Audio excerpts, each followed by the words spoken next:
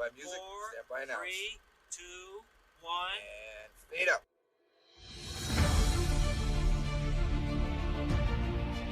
It's the Bellagio, the Mirage, and the MGM Grand. You're a wizard, Harry. Mike Wazowski. Open your eyes. Now tell me, where are the others? Eat me! King Kong ain't got on me! What about second breakfast? Why not? Why can't I? How can we be expected to teach children to learn how to read if they can't even fit inside the building? Again, I kind of wish I typed something out ahead of time. Oh, you're just gonna wing it? No, I'm not gonna wing it necessarily, but I'm just gonna say welcome, everyone. Welcome to another episode of 20 Years 4 Beers, a podcast dedicated to rewatching popular films from 20 years ago while simultaneously and or previously watching or drinking 4 beers. We are changing up our mini pod format as it were. Yeah, mini felt restrictive. Yes. So we are rebranding as, good companies do. You evolve. Yes, we evolve, and so we are calling this our 20/4 happy hour. Hey you guys, happy hour is from 4 to 6. Where we just talk about a movie and a beer that we're drinking, and also the beers that we drank when we watched the movie separately. Cheers all around. That's right. So it's a little more free-flowing. So on this week's sort of inaugural happy hour, we thought, let's watch a movie that we can just gab about. Gab and really... I mean, we got 3 hours of film to talk about. Dear God. So, yeah, we rewatched 2001's film, Pearl Harbor. Epic Pearl Harbor. I miss you more than Michael Bay missed the mark when he made Pearl Harbor. If you haven't heard of and or watched it, essentially Pearl Harbor centers around two lifelong friends, which again is fun to say because they're basically at this point in their late teens, early 20s, so they're lifelong friends. Yes. To a certain extent. But they are lifelong friends who basically end up... and a nurse, excuse me. So it's two lifelong friends and a nurse who get caught up in the time leading up to, during, and after the events of the Japanese attack on Pearl Harbor in 1941. Yep. That's about all I'm going to say on this. So I'm sure we'll kind of go... Again, you got 3 hours to cover. But that's it. So the film is directed by Michael Bay, written by... Randall Wallace, who has written a Best Picture winner, and also wrote, by the way, We Were Soldiers, which is one of my favorite war movies of all time. That's right, he wrote... I love that movie. Yeah, that's right. And so that's great. It's good. And so, so then it also then stars Ben Affleck as Rafe from Tennessee, or wherever they're from. Josh Hartnett, Kate Beckinsale, Alec Baldwin, Evan Bremner, John Voight, and Cuba Gooding Jr. Minneapolis' own. Yeah, Josh Hartnett, man. Yep. Star of the new movie, Wrath of Man. He's in Wrath of Man. Wow. Oh, he's been around. We're fine. That's a shallow cut. Actually, you should see it. It's good. Good to know. So anyway, how this works is we sort of just talk about a movie over the course of a couple beers. We watched it separate. Yep, we watched it separate. Tim watched it in 3 separate hour-long... It's like a series. Right. Yeah. I watched it in one epic night. I'm so sorry for you. So, very different film watching experiences. Yep. But we are essentially kind of going to go... I think... Do you have a critic's review of this? I have a few. I have one. So... Do you want to have one? I think I have one. I gotta look back. I do have one! Research! The only thing I love about this... so, Googling this is just put in Pearl Harbor movie. Yeah, sure. And the first thing of... it gives you extra stuff below. It's like... this area. It's called like People Who Also Ask. Right. And the first question is, why is Pearl Harbor movie so bad? That's what Google gives you as far as sub question. Why is it so bad? Pearl Harbor movie sub question. Yeah. Why is it bad? Even the algorithm's like, this is bad. I miss you more than that movie missed the point. And that's an awful lot, girl. And now you've gone away. And all I'm trying to say is Pearl Harbor sucked. Stephen Rosen at Denver Post said the film wins at war, but loses at love. Oh my God, yes. And again, Roger Ebert, 1.5 out of 4 stars. An unremarkable action movie, he said. Did have to call out that it was nominated for 4 Academy Awards. 4 Academy Awards. Best Original Song, Best Visual Effects, Sound Mixing, and actually did win for Best Sound Editing that year. So yeah, that's right. So I have a review, but I will say, as much as it bothers me that Pearl Harbor is an Oscar winner, you can't argue, because he said it was up for visual effects as well, right? Mm-hmm. Even 20 years later, the visual effects are actually pretty solid. They're really good, and the sound is really good. Yeah. So I'm not even saying it shouldn't have won necessarily, but the fact that Pearl Harbor is an Oscar winner, is like, so is Independence Day, and like, you know, you just go. So Pearl Harbor wants to be thought of as this sort of like highbrow movie, and really you're on par with Independence Day. So like, just bring your expectations. What's the down. bar? So Jonathan Rosenbaum of Chicago Reader. Actually, Chicago Reader is not one that I've ever even heard of. That's a new one. But I was a fan of his and said, if you decide to hit the concession stand where you're bound to have lots of company, I'd suggest going out for popcorn during either the first hour or the third, because the second features some pretty good big screen effects involving planes, ships, and explosions. And I was like, yep. I love that, like, throwing shade. Yeah. Where you're bound to have company. To have a lot of company. I was like, well done, sir. Well done. Oh my God. Yeah. That's so great. Wow. So we had drinking buddies then. Come on, not my fucking beer. Let's get weird. Which is our next segment, sort of, where each of us watches separately, but we drink a couple beers apiece. Tim, who are your 2 that you drank? Or did you have, like, 3 because you watched it in 3 separate segments? I only had... Or 7. I had 2, and I repeated one of them because I was cleaning out my fridge. But decided to go something tropical. Sure. So, Wild Mind Brewing out of Minneapolis, their Hanai Ohana, the smoothie style. Good God. Yep, the one I gave you last Sunday. Yep. With the family. Mm-hmm. Their smoothie style sour ale with pineapple, orange, guava, and milk sugar. Give it a 4.25. Yeah, that was good. With the caveat, it's very, very good. But it's a 16-ounce tall boy. And I had it in one, maybe half of it, and I couldn't finish it. No. You have to share it. You have to share it, yep. It's so good, but wow, it's a lot. And then I had the lift. So that's a theme beer? You get your little Hawaiian? Yeah, Hawaiian, yeah. For sure. Hanai Ohana. Yeah. Exactly. I tried hard. Oh, I can't wait. Oh, yeah. And then I had Lift Bridge out of Stillwater, their Mango Blonde, some tropical. And I had that twice because I was cleaning out my fridge. The 3.5. Yeah, it's fine. It's not overwhelming mango, but just enough to make it good. So yeah, it was the tropical fruit flavored fun of the movie. Yeah, not to sound like Tim in this, I did not necessarily purposely pick these as theme beers, but I can find a way that they're theme beers. And the first one was from LTD out of Hopkins. Their brand new Swiss lager, which you had as well. Mm-hmm. It's Glacial Express. Yep. So for a slow-ass moving movie, the Glacial Express is exactly what we need. Trucked along. Absolutely. And it's actually a really great it's lager. Really I had 4.25 out of 5. Good. It was very well done.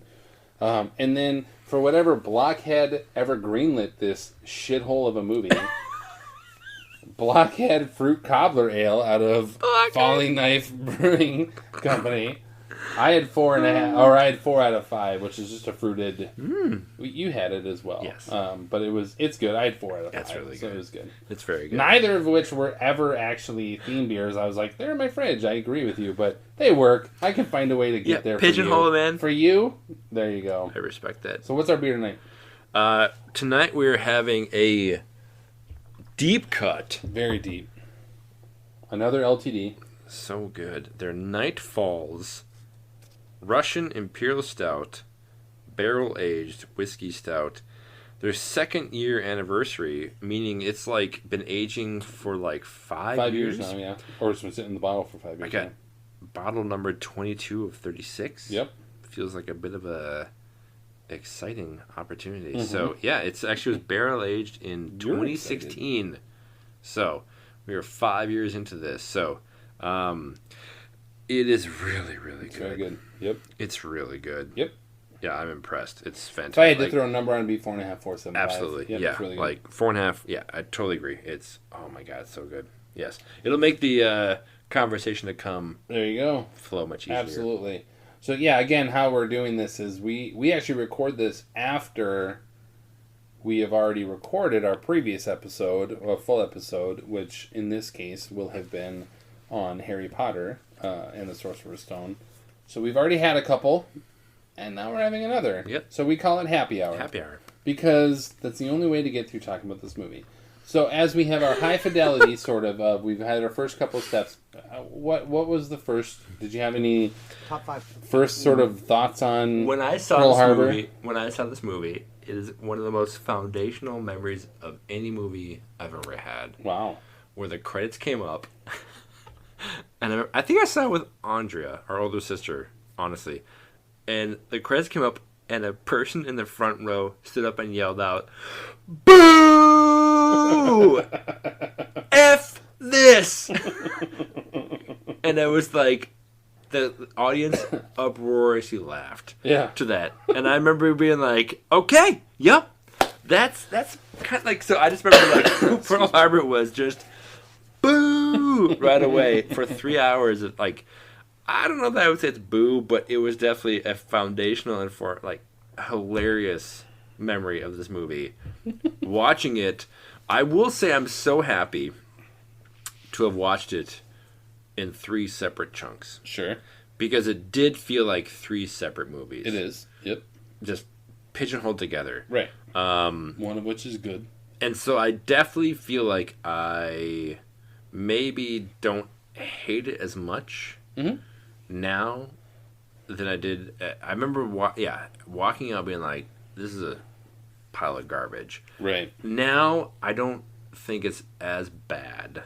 Right. But it's definitely a boo experience to me. But yeah, I love that walking up and like the credits roll. Boo! Yeah. Love it. You know, I think this movie for me has always been, and even more now watching it again, it's a great example, especially of the late 90s, early 2000s, of a movie studio who puts all the pieces together. You've got an Oscar-winning screenwriter, or Oscar-nominated, screenwriter. You have Affleck, who's won an Oscar and is super popular. Hartnett, who's like this dreamboat sort of upcoming guy. Kate Beckinsale is amazing. Alec Baldwin's in this. Yeah. The subject matter, everything about this film screams that this can be really great. Yep. Exactly. Until you assign it to Michael Bay. Yes. Who does not know how to put together a film like this. Yeah. Except to say the second hour, the attack is why it won Oscars and why we're still talking about this today, because there's no heart to the story. There's no at all. It's not good at all. Yep. But this to me is this great example of a movie studio who just said, we're going to greenlight this film. We're going to put everything into this. It doesn't matter what director you put in here. We're going to make money off of this. Yep. and we're gonna make it 3 freaking hours long. Yes. And we're still gonna do like it was just hubris of the late 90s, early 2000s that movie studios thought they could do this. Yep. And it backfired for Pearl Harbor. Yes. Had they made it 2 hours and 20 minutes long and cut a whole bunch of the garbage along the way, Yep. it actually could have been really good. Yes. And it just felt like English Patient is 3 hours long. Yes. You know, and don't get me wrong, I don't like that movie either, but I'm just saying, like, that's a prestige pick of this, like, Oscar-winning caliber, and you're on par with that, and you're just failing horribly. Yeah, exactly. So I just felt that way, of, like, this was just, like, everything late 90s, early 2000s like in one film. The pitch must have been like, let's take the screenwriter of Braveheart, so we have, like, historical, somewhat accuracy license. I don't know about accuracy, but historical. Yeah. And then you have the, like, visceral effect of, like, a Saving Private Ryan opening battlefield sequence. Then you throw in Titanic, the epic love story. Right, yeah. Yep. And we're going to put it together, and it's just going to be the hottest stars of today and out in the world. In 3 hours, it's going to, like, amaze audiences. And it is a misfire almost every step of the way. Yeah. Except for the middle third. Yeah, I agree. So yes, I agree. It's like they put in it like an algorithm of like this and this and this, and then Michael Bay, who was like successful with like The Rock and like all these great movies, like Armageddon, like yeah, it's gonna be great. Yeah, and it just anyone else besides Michael Bay directs this film, and it's 2.5 hours simply because there's less slow motion. Oh my god! Along the way, yes. The only person who does more slow mo is Ang Lee. Or John Woo. Zack Snyder. John Woo, or yeah, exactly. John Woo from Face Off. You're just like, come on. You're killing me. They're the only people to do it. So no, it just felt so patronizing to a certain extent of like, you guys will watch anything, you dumb monkeys. Yes. And here it is. Yes. And yet, they do a really great job.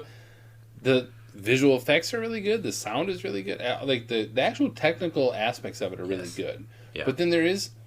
I watched this with Andrea, our sister, and brother-in-law Stefan, and it was interesting to say they didn't have the Japanese soldiers speaking English. Yep. They actually had subtitles, and they actually were.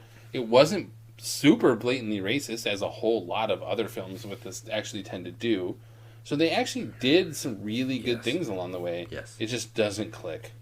So, yeah, it definitely was told through like a modern lens of like empathizing with arguably a historical villain. Right. If you think from like a narrative of like the Japanese attacked us. Oh my gosh.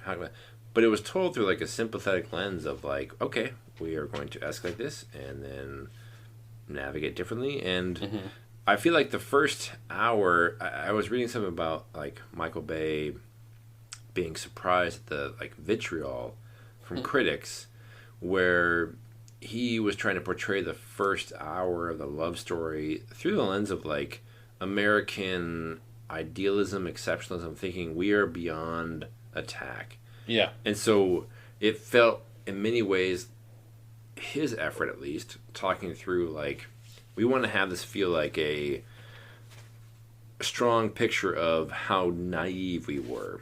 Right. That we were caught off guard. So I feel like reading something, I'm like, okay, I can see where you're coming from, but the execution still is really bad. Like, I remember the trailers for the movie before, like, showed Affleck fighting in the Pearl Harbor attack, and yet 40 minutes in, they kill him off. Theoretically, yeah. Sure, but like from a narrative standpoint, you're like one of the biggest young actors around at the time. Yeah. You're going to kill him off. And yet we've seen the preview, he's not going to be dead because he's attacked. Like, he's in Pearl Harbor. Right. So anything you have from like a audience member watching this movie with Danny, Josh Hartnett, and Evelyn, I think, like Beckinsale, start to come together and like repair their like friendship, but you know, Rafe, what a stupid name, is dead.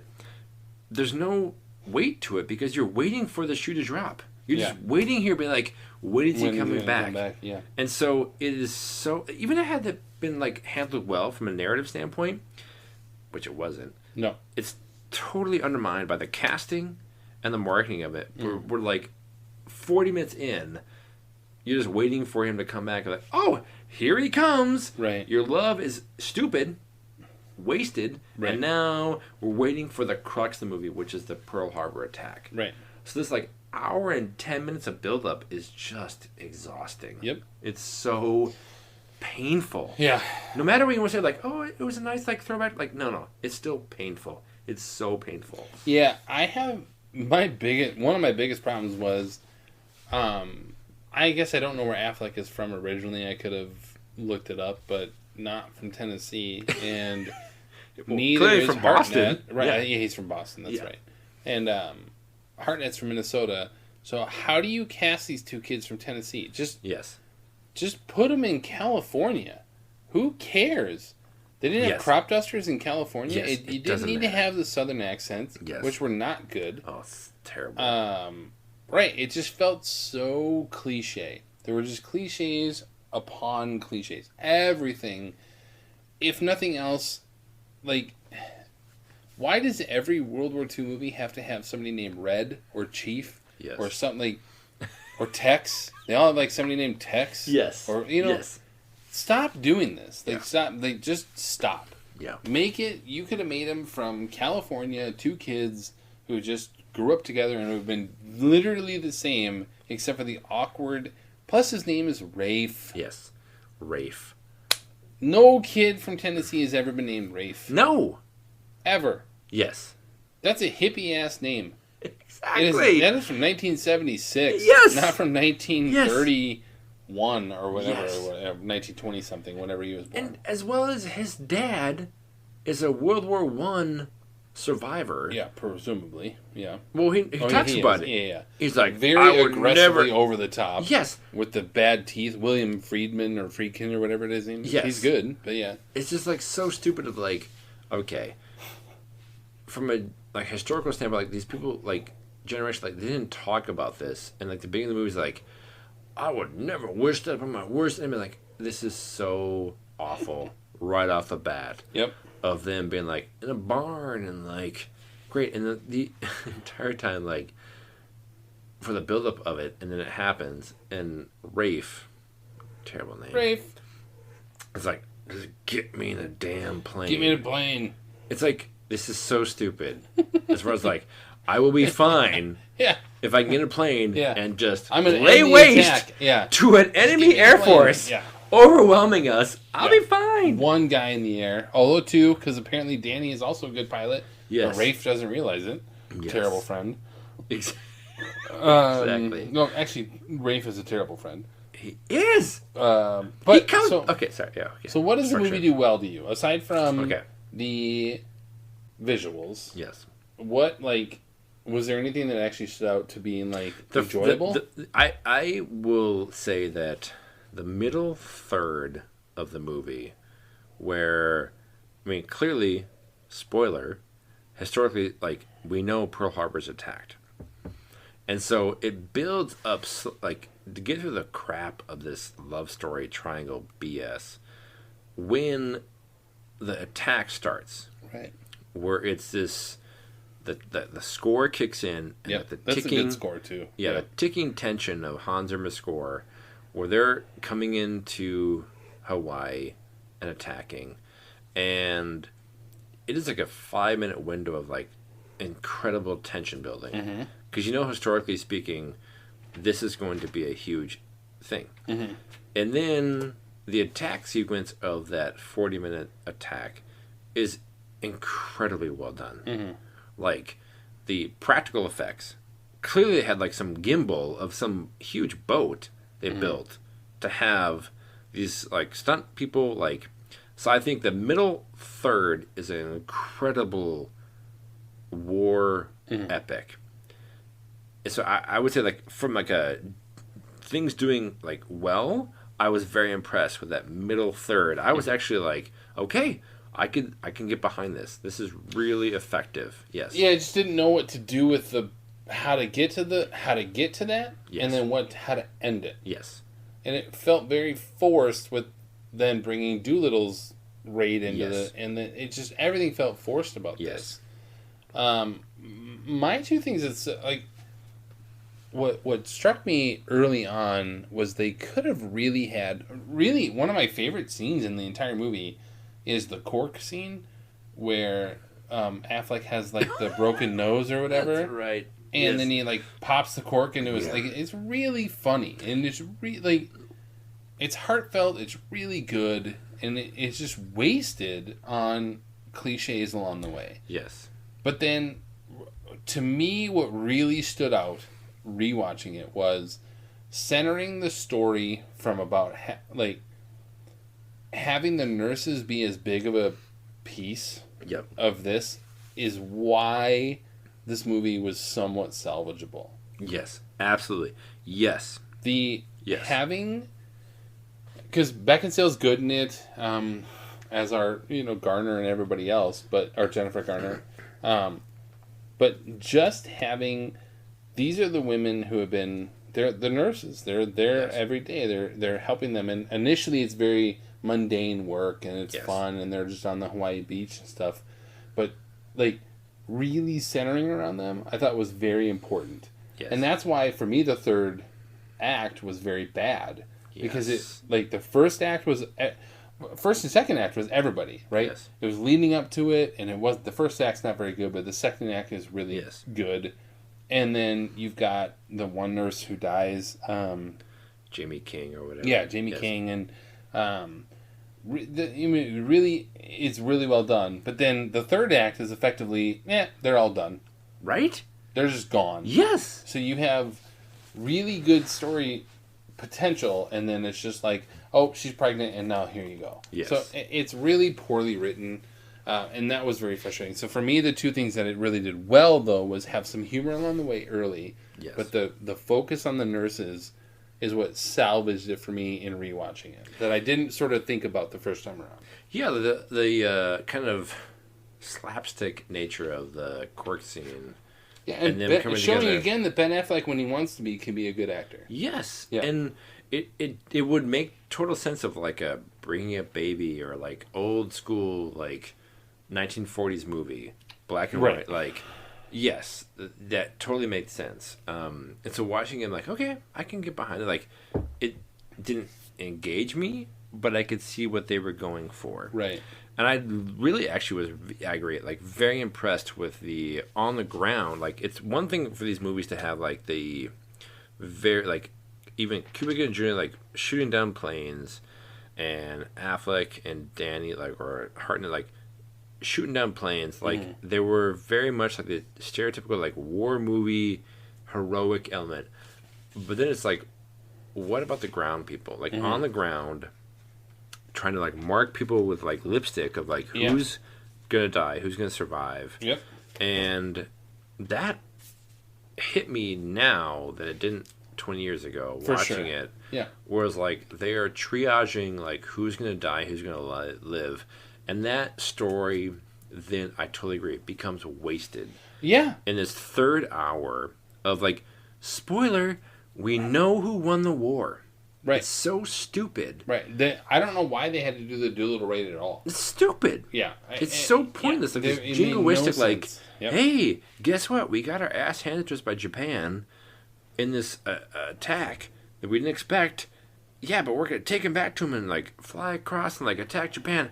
Yay, America. Haha. Like, it was so stupid as far as if the crux of your story is audience, we're telling the story through these characters, and we're going to introduce, like, Rafe, Danny, Evelyn. This story becomes your conduit to a historical element. No one gives a shit about the Doolittle raid. Like, No. I agree that it maybe felt good at the time, like, yay, rah, rah, but, like, it doesn't make sense for this movie. No. It was so pigeonholed, and it was just like, ugh. Yeah, it felt like a way for them also, the awful production of when they do crash land in Japan. Yes. So clearly like some cornfield in God knows where in Indiana. California. Yes. And I don't think I fell asleep, but I again have said, like, towards the end, I had to remember waking up the next day, like, how did this end again? Oh, that's right, Rafe or Danny died. Yeah. and then Rafe ends up raising Danny's kid, and you know, it's like, what? It just everything felt forced in that second act or third act. Excuse me. It was like, so had the third act been like at home, them trying to figure out what to do, like responding to the Pearl Harbor attack, and then going off to war, and not some stupid Doolittle raid. Not stupid, respect. Yeah. But like, but the Doolittle raid, and it was forcing it to. Had they just gone on, and nobody had to die or anything, like the pregnancy felt forced, like, had it just been that, it actually would have been really good. Because then you would have had somewhat of a slow first hour, but then the really good second hour, and then another half hour of saying, like, you know, Rafe says, this is bigger than us, or whatever. You know, we're going off to Europe to fight this war. Because it was 4 more years of war. Exactly. And so, like, we're going to go off to war and this kind of stuff. So I'm sort of understanding that this is bigger than me. And also, I'm a whiny bitch. And so... I need you like Ben Affleck needs acting school. He was terrible in that film. You guys have... Oh my God. Yeah, I just... The whole thing about him coming home and being mad... Yes! Was you so were dead. You were dead, dude. For like 3 months. Right, you were dead. Okay, I had to bring it to you. Let's unpack. Okay, yeah. So yes, sorry. So the point of like the last, I agree. Like the last third of the movie is so like historically, like they try and outline to the audience of like there was a raid that we went over to Japan and bombed them and like haha, which is historically true. Exactly. It's accurate, yeah. But it doesn't has nothing to do with these characters. Because spoiler, we're 60 years on. We know we won. Like Allies won the war. Right. Like it's so stupid from a narrative standpoint to be like, hey, this thing happened. Whereas like, but if you're asking us to invest in these characters, right? Rafe dies. He comes back. Danny and her hook up and they get pregnant. Who gives a shit about the war at that point? Like. Right. We know what happens, and so I agree. Like, such a wasted opportunity in the last third of having it resolve the story in a way that felt genuine, right? And like not just like when Danny's like, "Yo, it's your kid now." Like, it's like, "Oh my God, this is so stupid." Yeah, I was like, it's very poorly written. It's insulting. Yeah, to the audience. I agree. I actually, do you have any trivia or anything like that? Because I actually don't. Not really.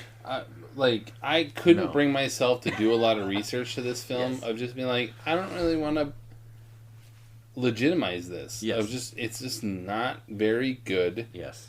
It's a testament to... I mean, you know, everyone likes to crap on big studios and that kind of stuff, but maybe that's not... Like, movies like this that fail... need to fail. Yes. Like, studios need to realize that you cannot pander to us like this. Yes. Because it's not very good. No. And like you said, like the whole thing with like Rafe coming back, and I guess it's like a whole thing of a weird thing. Like, what did you expect? He died, apparently. Right. Apparently, somewhere off the coast of Britain. Yes. Yeah. And like was like couldn't get back, and like 4 months later, like what do you expect? Like, yes, people move on. Like.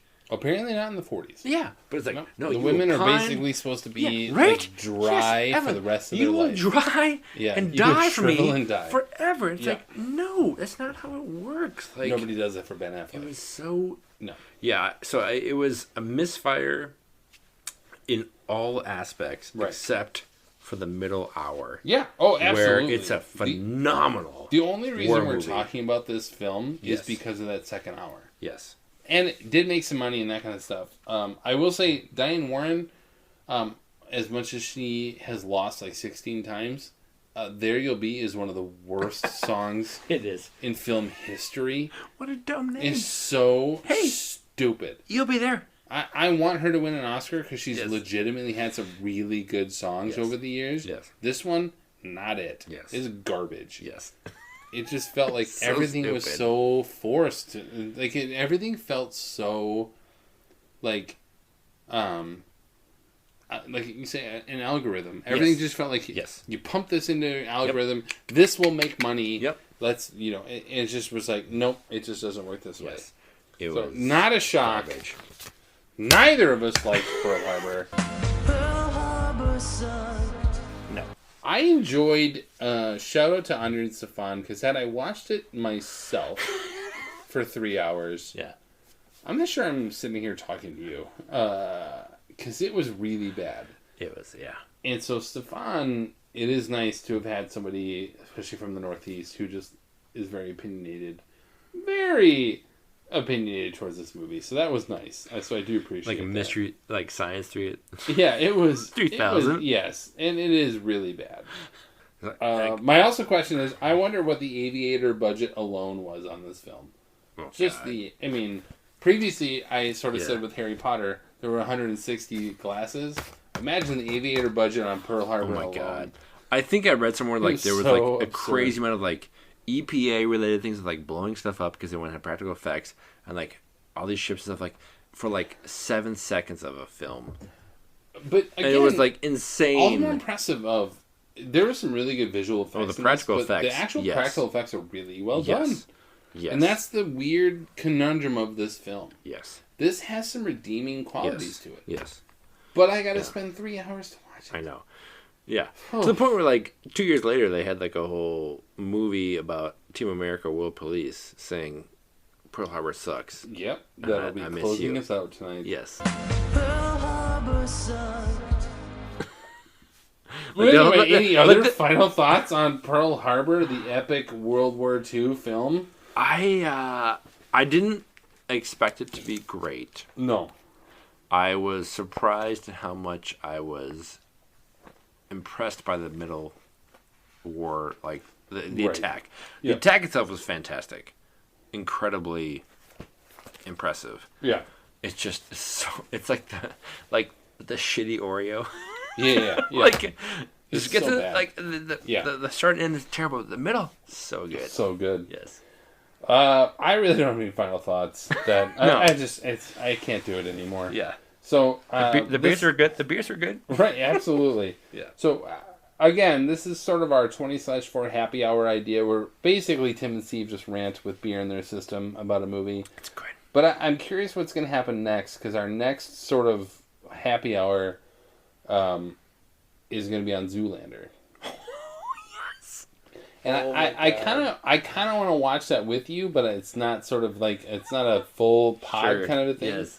So yeah, Zoolander is our next happy hour, and it'll be very interesting to see polar opposites to Pearl Harbor. I can't wait. So again, that brings us to the end of our episode on Pearl Harbor. I actually feel like we probably could have gotten another 10 to 15, 20 minutes on just basically dumping on this movie. But it feels I'm like good. I'm Yeah. good. I I'm mean, at this point. if you've I- seen it, yeah. you know it. Yeah, my therapist would be like, "You need to stop now. Yeah. Tone it This down. is enough." Pump the brakes. Right. So again, brings us to the end What of our need episode. is this meeting for you? Exactly. We're done. Yeah. Yeah. It's like pistol whipping a blind kid. So I might have to will cut say, that. we want to say thanks again for taking some time out of your day to listen, and for clicking that like or subscribe button on your devices. Follow us on Twitter at years_beers or on Facebook, or head to 20years4beers.com. This has been the 20/4 happy hour. My name is Steve. Hashtag get me to a plane. That's I'm right. Tim. Give me no damn plane. The plane. And thanks for listening. Thanks. You guys will watch anything, you dumb monkeys.